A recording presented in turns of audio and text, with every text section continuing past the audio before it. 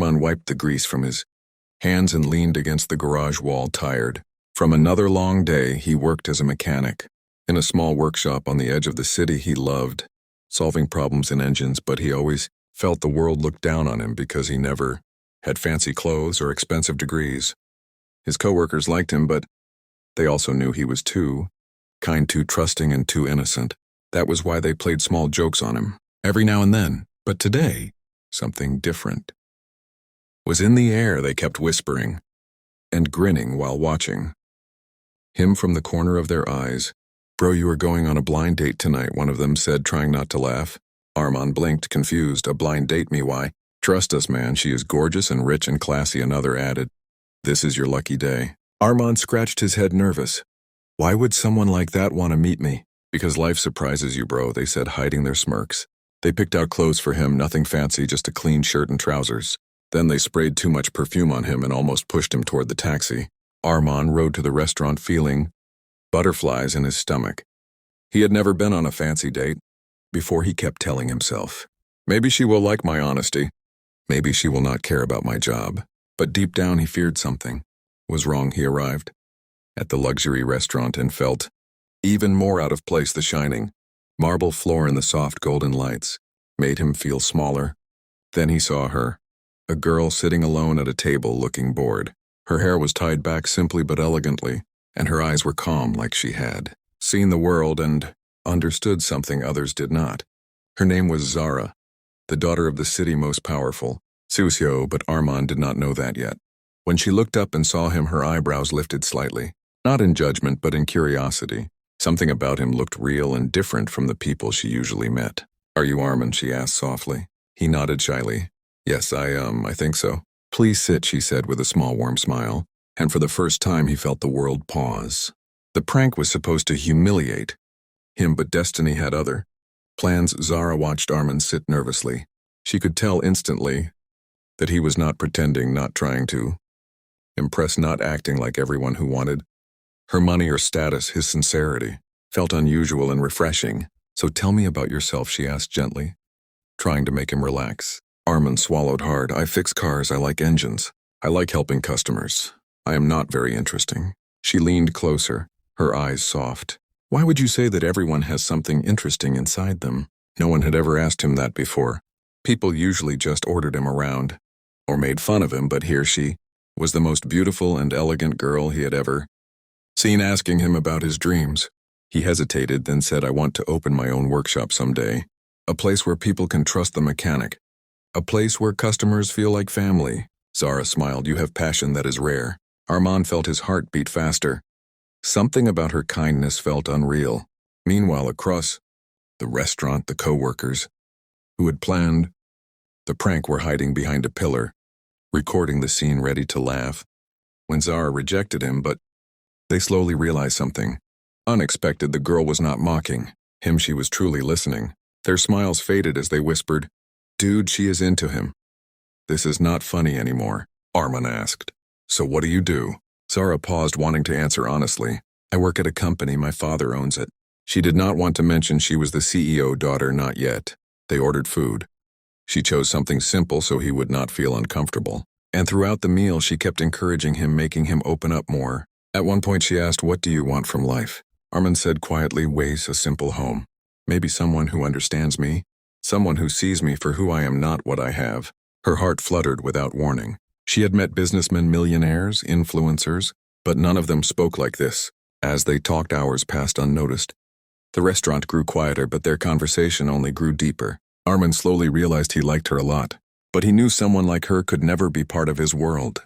What he did not know was that she was already thinking, he is different, he is real. And that difference pulled her closer. They stepped outside after dinner. The cool night breeze brushed past them. Zara wrapped her arms around herself lightly, and Armand instinctively offered his jacket. She hesitated, then accepted, smiling at his gesture. "Thanks, Armand. That is really sweet of you." He shrugged shyly. "I just do what feels right." They walked slowly toward the parking area. She asked, "Can I see your workshop someday?" Armand blinked, surprised. "You want to visit a garage?" "Why not?" She laughed softly. "You said it is your dream. I want to see where dreams begin." He looked away, embarrassed. A CEO-type girl had never spoken to him like this. She walked with him like an equal, not someone above him. They reached her car. A luxury car shining under the streetlights. Armand stared at it wide-eyed. Wow, this looks expensive. She laughed, it is just a car. But before she could say more, footsteps echoed. The coworkers who had set up the prank walked toward them, trying to hide their panic. Yo, Armand bro, how was the date? Did she run away yet? Armand lowered his head, embarrassed. He knew it was a prank. He knew they expected her to laugh at him. Zara's expression changed, her eyes cold now. Who are they? Armand whispered. They are my coworkers. They made me come here. They thought it would be funny. The boys smirked, mocking him. So, babe, you liked our mechanic friend. They expected her to say no to insult Armand to complete their prank. But she stepped toward Armand instead and said clearly, I do like him. The smirks disappeared instantly. Zara turned to them. If you think kindness is a joke, then maybe you should rethink your lives. Armand stared at her stunned. No one had ever defended him like that. The boys backed off awkwardly, mumbling. That was not supposed to happen. Zara took a deep breath and faced. Armand again, I really enjoyed tonight. Can we meet again? Armand felt something warm fill his chest. Yes, I would like that very much. Zara smiled softly. Then it is a date, and the night became unforgettable. The next morning, Armand reached the workshop and everyone went silent. Some looked guilty, some curious, some jealous. One coworker asked, So she really liked you, bro? Armand ignored them and began working, focusing on the engine in front of him. But inside his heart kept repeating her words, I like him. Hours later, he heard footsteps and a familiar voice. Hi, Armand. He looked up shocked. Zara stood at the entrance, dressed casually but still glowing like someone from another world. The coworkers whispered in disbelief. Zara, you came here. I said I wanted to see your workshop. Did you think I was joking? He blushed. Not at all. I just did not expect someone like you to come here. She stepped inside, smiling warmly. Well, I am here, so give me the tour. Armand showed her everything. The tools. The small storage room. The customer cars waiting for repair. She listened carefully, interested in every detail. This place has heart, she said softly. Your passion makes it shine. Armand froze, surprised. No one had ever praised his workspace before. To others, it was just a small, dusty garage, but she saw it differently. Suddenly, the workshop door opened again. A tall, serious man in a suit entered. His presence made everyone straighten up. He walked with authority, the kind that came from power, money, and respect. Zara's face paled slightly. Dad, what are you doing here? Armand's heart dropped. Her father, the CEO. He looked at Armand, then at Zara, then at the workshop with clear disapproval. So this is where you have been spending your time, he said coldly. With a mechanic. Zara stepped closer to her father. Dad, please do not speak like that. But the CEO glared at Armand. Who are you to distract my daughter? Armand felt small again, like a nobody. Zara grabbed her father's arm. Dad. Stop, he is a good person. A good person, he is poor and uneducated, her father snapped. He cannot offer you anything. Armand felt the world crush around him. But Zara's voice rose strong. He offers honesty, he offers kindness, and that is more valuable than your entire empire. A silent shock filled the room. And for the first time, the CEO realized his daughter was no longer a child. The CEO stared at his daughter, taken back by her. Sudden defiance Zara had always been. Gentle, polite, obedient. Now she stood firm, protecting a mechanic like he mattered more than wealth or status. Armand lowered his eyes. I never meant to disrespect, sir. She was kind to me, that is all. The CEO stepped closer, towering over him. You do not belong anywhere near her world. Zara grabbed Armand's hand instinctively. Dad, stop, he has done nothing wrong. The whole workshop stared stunned, some in awe, some in envy. The poor mechanic being defended by the CEO. Daughter was something they thought they'd never see. Her father's voice dropped to a chilling calm. Zara, come with me, we are leaving. No, she said quietly. I will leave when I want to. The CEO's eyes widened. This is not you, Zara, she whispered. Maybe this is the real me. The CEO looked around, disgusted by the workshop. Then he stepped outside, furious. Armand turned to Zara. You should not fight with your father because of me. I am not worth that. Zara shook her head. You are worth more than you think, Armand. He felt his chest tighten. Why are you doing this for me? Because I see you, she said softly. And I like the person I see. Her voice trembled, but her eyes stayed steady. Armand's heart raced. I like you too. But your father is right. I am just a mechanic. I cannot give you anything. Zara took a deep breath. Then let me tell you something. I am more than my father company. I am more than money. And I want someone who treats me like a human, not like a trophy. He looked at her unsure. I do not know if I can be that person. She held his hand gently. Armin, you already are. Her touch felt warm like sunlight breaking through a dark room. The coworkers watched speechless. Their prank had created something they never expected. Something real. And by the end of that day, Armin realized the world had changed around him. But the challenges had only just begun. 2 days passed. Zara kept messaging Armin, asking if she could see him again. He wanted to, but he feared her father's anger. Still, he agreed. They met at a small park under the shade of old trees where no one judged them. Zara brought sandwiches and sat on the grass. Playfully, she said, I made these myself. Do not laugh if they taste bad. Armin smiled. I would never laugh at your cooking. They ate together. She talked about her dreams, about wanting to start her own project to help underprivileged students. Armin listened amazed. You want to help people like me? She laughed softly. People like you. You are not poor in my eyes, Armin. You are rich in ways money cannot measure. He looked away shy. Suddenly her phone buzzed, nonstop, dozens of messages. Her father had sent her the GPS of her location. Zara looked at Armin, shocked. He put a tracker in my car.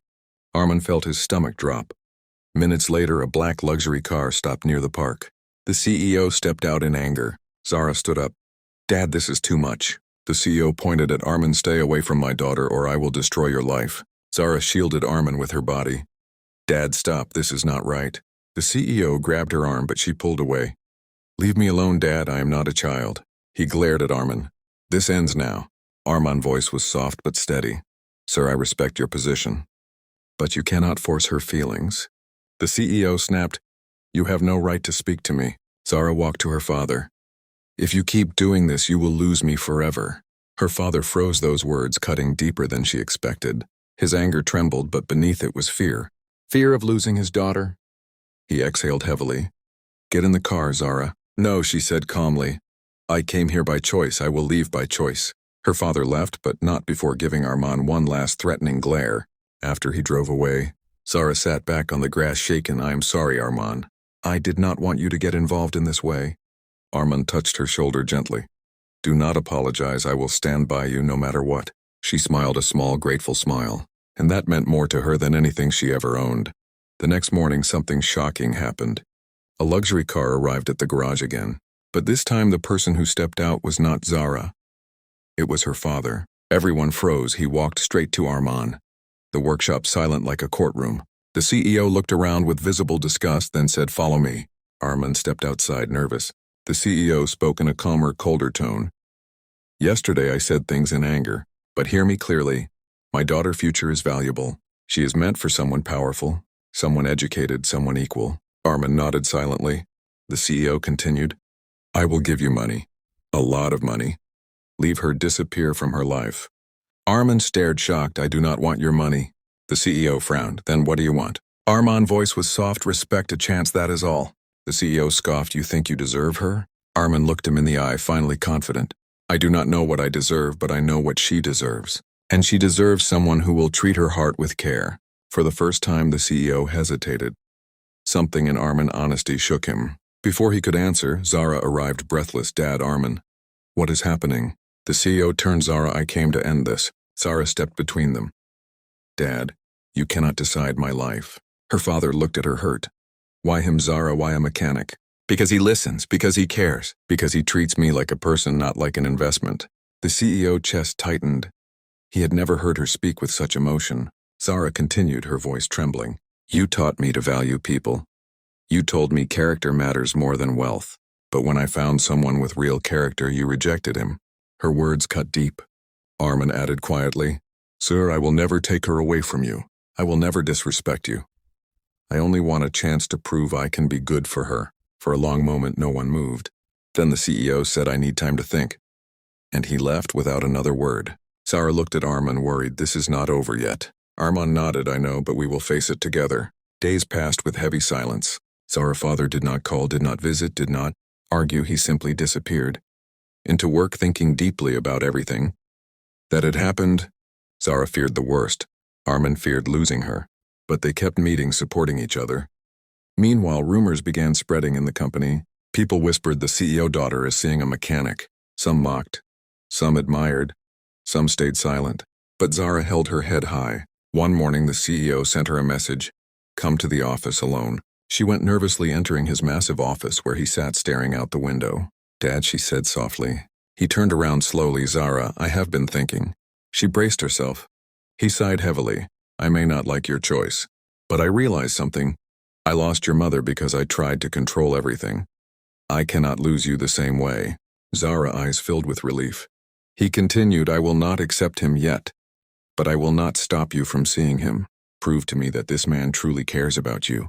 Prove that he is worthy." Zara nodded, tears of gratitude in her eyes. "Thank you, Dad, that is all I wanted." He finally added quietly, "If he hurts you, I will deal with him myself." Zara half laughed, half cried, understood. She rushed to the garage. Armin was fixing a car. He looked up worried. She ran to him smiling. "Dad is giving us a chance." Armin froze, then a slow, warm smile spread across his face. "A chance is all we need." She hugged him tightly, her head against his chest.